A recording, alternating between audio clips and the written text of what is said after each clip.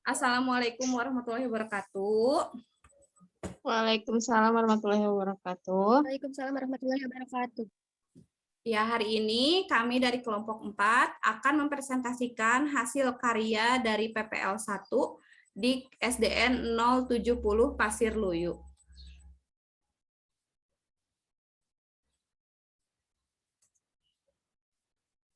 Anggota dari kelompok 4 itu ada saya, Ria Fujistiani, lalu Ayu Anissa Majid, Rizka Tilawati, Lutfi Ainun Nurani, Imelda Unwawirka, dan Siti Nurhaliza Usman.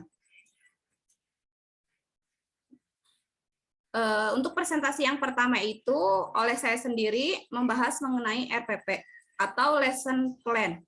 Secara umum, RPP dapat didefinisikan sebagai seperangkat rencana pembelajaran yang memberi arahan bagi guru materi apa saja yang akan diajarkan dan bagaimana mengajarkannya. Itu menurut Sprat tahun 2005. Jadi definisi tersebut menunjukkan bahwa unsur yang harus ada dalam RPP adalah materi pelajaran yang harus dikuasai oleh guru dan bagaimana guru itu dalam pembelajarannya itu mencapai materi tersebut, bagaimana merancangnya, mengelolanya, dan mengevaluasinya supaya pembelajaran itu dapat berhasil. Lalu, mengapa RPP itu merupakan salah satu hal yang penting? Karena RPP adalah keterampilan dasar yang diperlukan oleh seorang guru.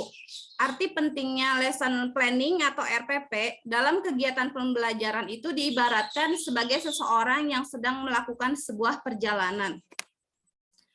Orang yang melakukan perjalanan itu perlu tahu berbagai hal yang menyangkut perjalanannya, kemana tujuannya, berapa lama waktunya, apa saja yang dibutuhkan, apa saja yang diperlukan. Nah, sama seperti halnya pembuatan RPP itu, jadi seorang guru itu harus tahu RPP itu tujuannya untuk apa, lalu pelaksanaan RPP itu berapa lama waktunya, lalu apa saja yang dibutuhkan supaya pembelajaran itu berjalan dengan lancar, dan apa saja yang diperlukan guru dalam setiap kegiatannya. Nah, fungsi RPP itu ada dua. Yang pertama, memberi langkah kerja tiap mata pelajaran secara keseluruhan. Yang kedua, untuk mengingatkan guru tentang apa yang hendak mereka lakukan. Karena terkadang pada saat pembelajaran itu guru teralihkan perhatiannya. Sejenak melupakan apa yang mereka niatkan. Nah, fungsi RPP itu di situ. Jadi pada saat guru lupa, ia akan mengingat lagi langkah-langkah atau tahapan proses pembelajaran yang akan dilakukan. Selanjutnya, unsur RPP.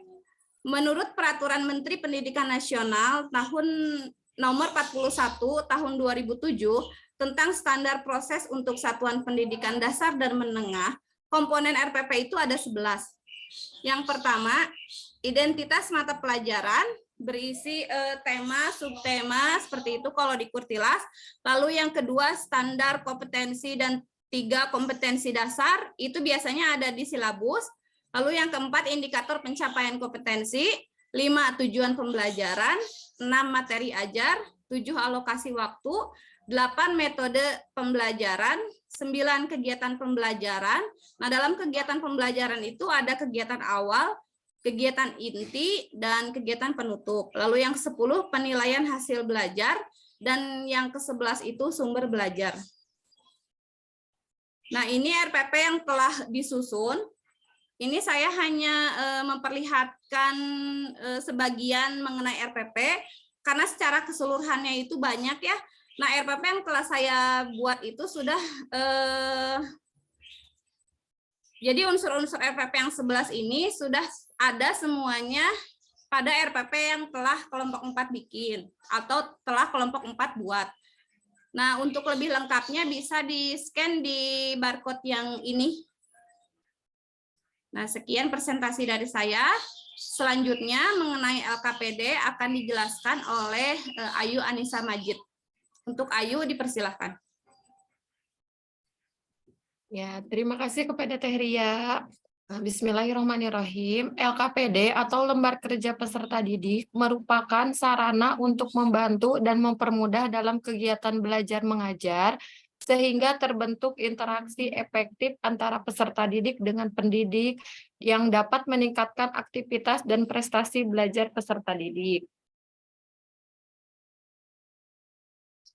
Ya, next.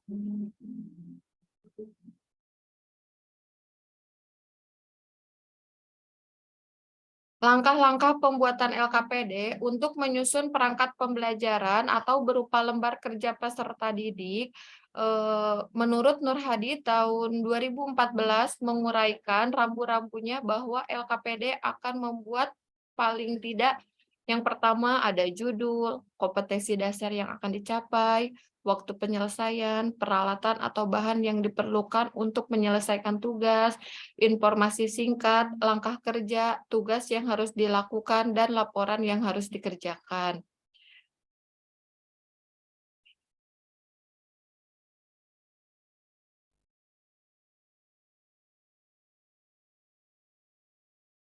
Ini adalah contoh LKPD yang disusun, yang telah disusun.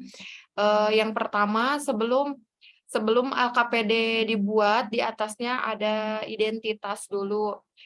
Yang dimaksud identitas itu ada satuan pendidikannya, kelas atau semester, tema, subtema, pembelajaran keberapa, lalu pembelajarannya apa aja, dan materi yang disampaikannya itu tentang apa, alokasi waktu, baru di bawahnya dibuat langkah kerja siswa yang akan dikerjakan oleh siswa. Mungkin itu yang saya paparkan tentang LKPD, selebihnya tentang bahan ajar akan dibahas oleh Rizka. Ya, terima kasih Teh Ayu. Di sini saya akan memaparkan mengenai bahan ajar. Apa itu bahan ajar? Ya, body next. Nah, bahan ajar itu adalah seperangkat materi maupun alat yang disusun secara sistematis dan terencana, serta berisi kompetensi yang akan dikuasai oleh peserta didik untuk digunakan dalam aktivitas pembelajaran. Nah, jadi, bahan ajar itu adalah segala bentuk bahan yang digunakan untuk membantu guru atau tenaga pendidik dalam melaksanakan kegiatan belajar mengajar di kelas. Maka dari itu, bahan ajar dibuat untuk mencapai tujuan pembelajaran yang diharapkan. Boleh di next. Nah, contoh bahan ajar itu dapat berupa cetak maupun non-cetak. Nah, berupa cetak ini seperti artikel, komik, ataupun infografis. Kalau untuk non-cetak, ini dapat berupa audio atau video. Bahan ajar dirancang untuk menjadi alat bantu dalam pembelajaran terkait topik atau materi tertentu. Nah, di sini bahan ajar yang saya buat. Tentunya ada identitasnya seperti tema dari bahan ajar itu apa, seperti bumiku dan mesinnya, tema 8, subtema 2, pembelajaran 1 untuk kelas 6 semester 2. Ya. Untuk selanjutnya, mengenai media pembelajaran akan disampaikan oleh Lutfi Ainun Nurani. Baik, terima kasih Rizka. Di sini saya akan menjelaskan tentang media pembelajaran. Jadi apa itu media pembelajaran? Media pembelajaran didefinisikan sebagai segala bentuk alat komunikasi yang dapat digunakan untuk menyampaikan informasi dari sumber ke peserta didik secara terencana, sehingga tercipta lingkungan belajar yang kondusif di mana penerimanya dapat melakukan proses belajar secara efisien dan efektif. Jadi media pembelajaran itu adalah penjembatan atau yang bisa menjembatani antara sumber dan penerima gitu. Penerima di sini adalah peserta didik dan sumber itu tidak hanya guru, baik itu dari internet, dari koran dan sebagainya gitu. Jadi sumber itu bisa dititik beratnya bukan dari guru saja, melainkan dari banyak hal gitu ya. Itu adalah pengertian media pembelajaran. Bisa di next. Nah, apa sih fungsi media pembelajaran? Yang pertama itu sebagai alat bantu untuk mewujudkan situasi pembelajaran yang lebih efektif.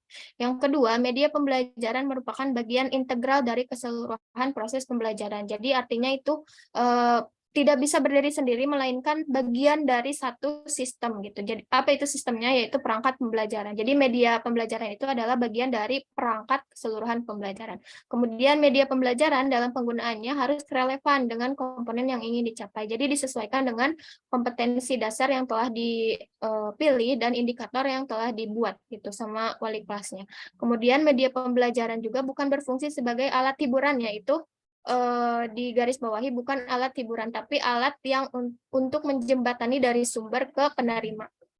Kemudian media itu berfungsi untuk mempercepat proses belajar. Jadi agar mudah diterima oleh penerima, yaitu peserta didik, makanya ini media itu untuk membantu mempercepat proses belajar peserta didik. Kemudian berfungsi untuk meningkatkan kualitas proses pembelajaran, dan yang terakhir, media pembelajaran meletakkan dasar-dasar yang konkret untuk berpikir. Jadi adanya media pembelajaran ini, anak tidak hanya berpikir abstrak gitu tentang sebuah konsep, tentang sebuah ilmu gitu, tapi bisa langsung misalnya memperlihatkan video tentang bulan, gimana sih bulan itu, bentuknya kayak gimana. Nah, itu kan berpikirnya langsung konkret, oh ternyata bulan itu seperti ini gitu. Di next. Nah, jadi media sebagai salah satu komponen dalam sistem itu mempunyai fungsi sebagai sarana komunikasi nonverbal. Sebagai salah satu komponen sistem, berarti media mutlak harus ada atau harus dimanfaatkan di dalam setiap pembelajaran. Dikatakan demikian sebab jika salah satu komponen itu tidak ada, maka hasil yang diperoleh tidak akan maksimal. Ya itu tadi, jadi media itu fungsinya bagian dari sebuah integral gitu, tidak boleh dipisahkan dari yang lainnya gitu. Next. Nah, ini adalah jenis-jenis media pembelajaran. Yang pertama itu media cetak, bisa berupa koran, majalah, kayak gitu-gitu ya, buku termasuk media cetak. Kemudian media pameran atau display, itu seperti kayak model, misalkan kemarin saya sudah bikin ini ya, model gerhana bulan sederhana itu dari kardus, misalkan terus dari bahan-bahan yang sederhana. Nah, itu adalah media pameran atau yang biasa dipamerkan aja gitu, nggak bisa di ini. Kemudian media audio seperti yang kita ketahui, seperti misalnya apa ya, podcast kayak gitu-gitu. Kemudian media visual, gambar termasuk ilustrasi kayak kartun-kartun gitu, tokoh-tokoh diliatin. Nah, itu adalah media visual. Kemudian media audio visual yang menggabungkan antara semuanya gitu. Ada audionya, ada visualnya. Seperti itu. Next. Nah, ini adalah media yang kami susun, yang telah disusun, yaitu tentang PowerPoint, tentang Bumiku dan Musimnya. Kemudian ada satu lagi di next. Nah, ini adalah media yang telah kami pilih juga berdasarkan ini ya. Ini media video yang dipilih dari salah satu platform YouTube. Ini tentang rotasi dan revolusi bumi. Di next. Nah, sekian dari saya, kemudian akan dilanjut pembahasannya oleh Siti Nurhaliza. Dipersilakan. Terima kasih. Terima kasih untuk waktunya. Selanjutnya saya akan menjelaskan tentang evaluasi. Evaluasi adalah pengukuran serta perbaikan dalam kegiatan yang telah dilaksanakan, maka dapat diartikan evaluasi adalah suatu proses perbandingan dan pengukuran dari hasil akhir pekerjaan, mana yang sudah tercapai dan mana yang belum. Maka dapat dikatakan evaluasi soal atau soal evaluasi adalah salah satu instrumen yang digunakan pendidik untuk mengukur keterampilan suatu tujuan pembelajaran. Next. Boleh di next. Nah, selanjutnya di sini ada pengertian dari kisi-kisi. Kisi-kisi adalah suatu format yang memuat kriteria tentang soal-soal yang diperlukan atau yang hendak disusun.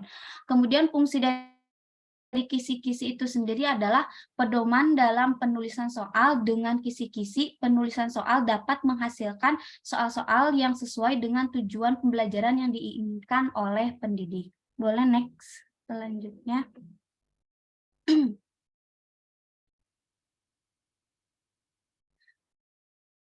di sini saya telah membuat kisi-kisi 5 soal kisi-kisi dan 5 soalnya untuk kelas 6 di siklus 2 dengan mata pelajaran IPA.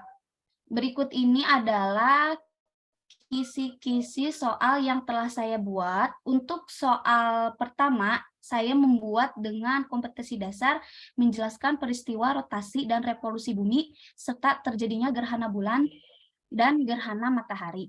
Dengan ranah kognitif itu C3, bentuk soalnya pilihan ganda. Adapun indikator soalnya itu peserta didik dapat menentukan penyebab terjadinya musim di berbagai belahan bumi. Berikut ini adalah soalnya dapat dilihat di soal nomor 6. Yang kedua itu soalnya saya membuat dengan KD-nya sama seperti tadi.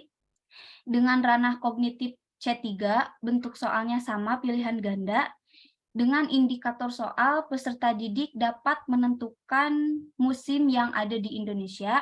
Soal dapat dilihat di nomor 7.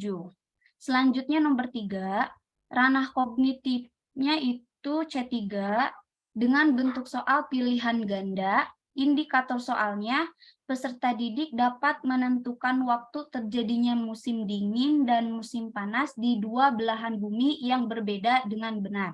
Soalnya dapat dilihat di nomor 8. Selanjutnya untuk nomor 9, indikator soalnya itu peserta didik dapat menentukan penyebab perbedaan musim dan pada bagian bumi utara dan selatan. Ranah kognitifnya C3. Bentuk soalnya sama pilihan ganda dapat dilihat pada soal nomor 9. Dan yang terakhir untuk kisi-kisi dan soal evaluasi mata pelajaran IPA, indikator soalnya itu peserta didik dapat menentukan akibat dari revolusi dan rotasi bumi yang terjadi bersamaan. Ranah kognitifnya C3, kemudian bentuk soalnya pilihan ganda, dan dapat dilihat soalnya pada nomor 10. Sekian presentasi dari saya. Untuk selanjutnya lebih jelas saya serahkan kepada Kakak Imelda. Terima kasih. Terima kasih untuk kesempatan yang diberikan. Saya hanya ingin menambahkan kalau di bagian saya adalah evaluasi, di mana evaluasi itu adalah suatu proses untuk menyediakan informasi tentang sejauh mana suatu kegiatan tertentu telah dicapai. Bagaimana perbedaan pencapaian itu dengan suatu standar tertentu untuk mengetahui apakah ada selisih di antara keduanya. Nah, evaluasi ini dapat menjadi tolak ukur bagi guru agar bisa menilai siswa dengan apa yang telah disampaikan saat belajar. Nah, untuk berikutnya, next, ada kisi-kisi. Tadi Lisa sudah mengatakan arti dari kisi-kisi. Nah, sekarang kisi-kisi merupakan pedoman penyusunan soal yang disusun berdasarkan silabus mata pelajaran sehingga membuat kriteria lengkap dari penyusunan RPP. Jadi, kisi-kisi adalah merupakan sebuah pedoman yang akan dibuat dan disusun oleh guru terhadap pertanyaan-pertanyaan yang akan dibuat. Berikutnya, ini merupakan kisi-kisi dan soal evaluasi yang telah saya buat. Kebetulan saya kebagian soal bahasa Indonesia. Jadi, dengan indikator pencapaiannya, disajikan karya tulis non-fiksi, peserta didik dapat menentukan manakah yang termaksud karya tulis non-fiksi. Kompetensi dasarnya menggali informasi yang terdapat pada teks non-fiksi. Bentuk soalnya PG, dan di soal nomor 1 itu merupakan bentuk soal evaluasi yang sudah disusun sesuai dengan kompetensi dasar dan indikator soalnya. Yang berikutnya, indikator soal nomor 2, disajikan informasi peristiwa dalam suatu teks non-fiksi, peserta didik dapat memilih informasi yang tepat dalam teks non-fiksi. Bentuk soalnya pilihan ganda, ranah kognitifnya C4, dan bentuk soalnya ada di bagian sebelah kanan. Berikutnya di soal nomor 3, peserta didik dapat menentukan sifat karya tulis non-fiksi. Bentuk soalnya PG, ranah kognitifnya C3, dan bentuk soalnya ada pada di bagian sebelah kanan kita. Nah, berikutnya nomor 4, indikator soal. Disajikan teks peserta didik dapat memilih kata kunci yang benar sesuai dengan teks. Bentuk soal pilihan ganda, ranah kognitifnya C4, dan bentuk soalnya ada pada di samping kolom.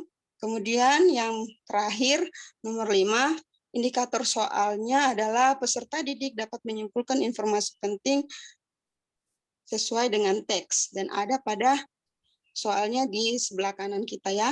Jadi bentuk soalnya itu pilihan ganda, ranah kognitifnya C4, dan itu merupakan soal evaluasi yang kami telah buat.